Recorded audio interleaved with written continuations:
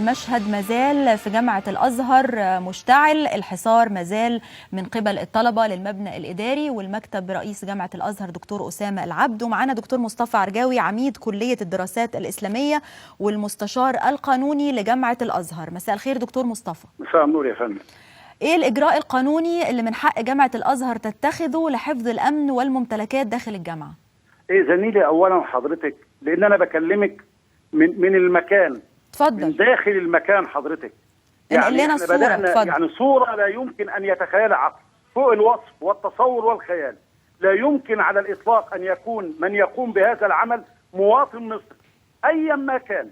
عملية تدمير كاملة. تخيلي حضرتك أنا في مكتب التحقيقات في الدور الثالث تضرب القذائف، أنا بعتبرها قذائف، تدمر الزجاج بطريقة غير عادية، وعملية تكسير وتحطيم لدرجة أنهم كسروا الباب الخارجي ودخلوا المكاتب واستولوا على ملفات وأشعلوا فيها الحريق.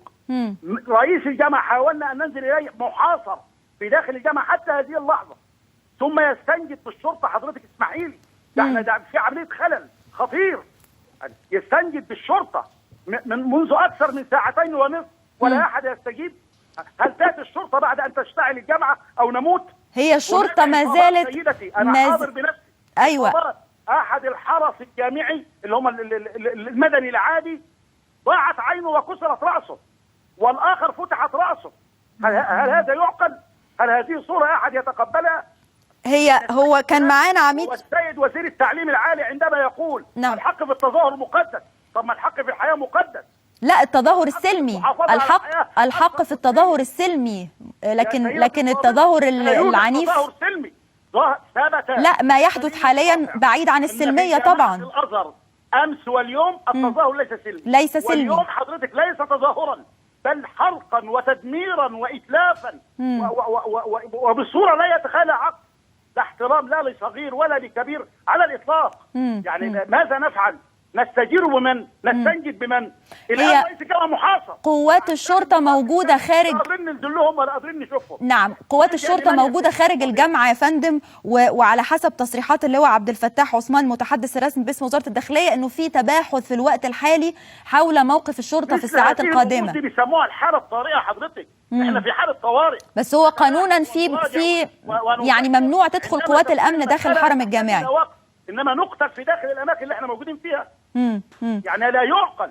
كم غير عادي اللي بيكلمك وبيحللك الكلام انا استمعت قبل كده لمكالمات، ولذلك اصريت ان انا اتصل عشان اوضح الصوره. طيب رهيب لا علاقه له، عدد كبير منهم شكله لا علاقه له بالجامعه. طيب هل قدمتوا طلب رسمي يا فندم؟ ومع ذلك يعني ما فيش وسيله. يعني نحن ندافع عن انفسنا بانفسنا باي وسيله. هل قدمتوا طلب رسمي دكتور مصطفى لدخول لتدخل قوات الشرطه؟ يطلق الرصاص علينا؟ هل يعقل؟ بداخل الجامعه في حد بيشيل خرطوش في داخل الجامعه؟ لا طبعا في خرطوش. لا في خرطوش ولا رصاص حي كمان؟ رصاصات عديده من الخرطوش، وقلت لحضرتك حصلت اصابات. وعايز اي حد يروح يصور يشوف المنظر، يشوف الشهود على الطبيعه. لا يمكن أن يكون هذا منظر الإصابات. جامعة الأزهر. نعم، الإصابات في طلبة ورجال أمن داخلي ولا؟ وبعدين من الناحية القانونية ده الآن أنا في حالة دفاع شرعي. يعني أنا من يتعرض لحياتي ودافعت عنه وقتلته، حياته لا قيمة لها. إذا كنت أنا كمواطن الشريعة تعطيني حق الدفاع الشرعي، وكذلك القانون يعطيني حق الدفاع الشرعي. هل يريدون أن تتحول المسألة إلى مقتلة؟ نستعمل أسلحتنا الخاصة؟ يعني لا يمكن. دي صورة غير طيبة على الإطلاق. ما هو الخوف مثيلا لها. حصلت مظاهرات حضرتك كثيرة من بداية الأسبوع، لكنها لم تصل إلى مثل هذا المستوى. في اتجاه النهارده في تحول للتدمير واتجاه للتخريب.